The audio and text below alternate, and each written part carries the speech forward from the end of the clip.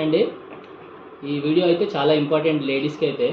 న్యూగా మ్యారేజ్ అయిన వాళ్ళకి సర్నేమ్ ఎలా చేంజ్ చేసుకోవాలి అండ్ హస్బెండ్ నేమ్ ఎలా రావాలి, అడ్రస్ ఎట్లా చేంజ్ చేసుకోవాలి అనేది చాలా డౌట్స్ ఉంటాయి.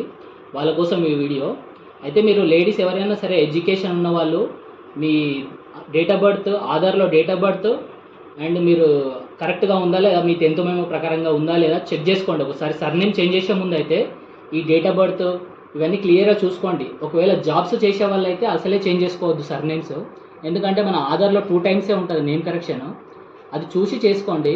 ఇంకోటి, మీరు ఇప్పుడు చేంజ్ చేసుకోవాలనుకున్న డాక్యుమెంట్ అయితే ఏం కావాలంటే, ఒకటి మ్యారేజ్ సర్టిఫికేట్ ఉండాలి, రిజిస్టర్ ఆఫీస్ నుంచి వస్తుంది మనకి, మీకు నియర్ బై రిజిస్టర్ ఆఫీస్ ఉంటుంది కదా అక్కడ ఇస్తారు, విత్ ఫొటోస్ కూడా ఉండాలి దాంట్లో. ఆ మ్యారేజ్ సర్టిఫికేట్ ఒకటి తీసుకోవాలి. అది తీసుకొని ఫస్ట్ మీరు సర్నేమ్ చేంజ్ చేసుకోండి. ఎక్కడైనా దగ్గరలో ఆధార్ సెంటర్లో చేసుకోవచ్చు, లేదా ఇక్కడ వచ్చినా మేము చేసేస్తాము. దాని తర్వాత అది వచ్చిన తర్వాత ఆధార్ సర్నేమ్ చేంజ్ అయ్యి వచ్చిన తర్వాత మీ హస్బెండ్ నేమ్ అండ్ అడ్రస్ ఒకటేసారి చేసుకోవచ్చు. అది కూడా దానికి ఏం డాక్యుమెంట్ అనేది నేను ఈ వీడియోలో మెన్షన్ చేస్తాను. ఒక ప్రూఫ్ ఉంటుంది, ఆ ఫామ్ నేను పెట్టేస్తాను.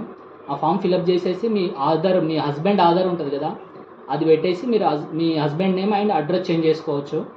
ముఖ్యంగా లేడీస్ అయితే ఒకసారి చూసుకోండి, చెక్ చేసుకోండి. చేసుకునే ముందు మీ డేట్ ఆఫ్ బర్త్ మీ ఎస్ఎస్సిలో ఉందా లేదా, ఒకవేళ చేంజ్ చేసుకోవాలి కంపల్సరీ సర్నేమ్ అంటే ఈసారి చెక్ చేసుకోండి. ఎందుకంటే ఇక్కడ చాలామంది మా దగ్గరికి వచ్చేవాళ్ళు ప్రాబ్లమ్స్ మొత్తం ఇలా సర్నేమ్ చేంజ్ అయి ఉంటుంది, వాళ్ళు వచ్చేసి మాకు డేట్ ఆఫ్ బర్త్ కావాలి అని వచ్చేస్తారు. వాళ్ళకి చూస్తేనేమో లిమిట్ లేకుంటుంది.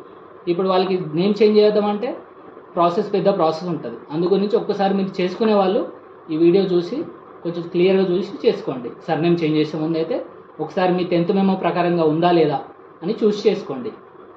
Thank you.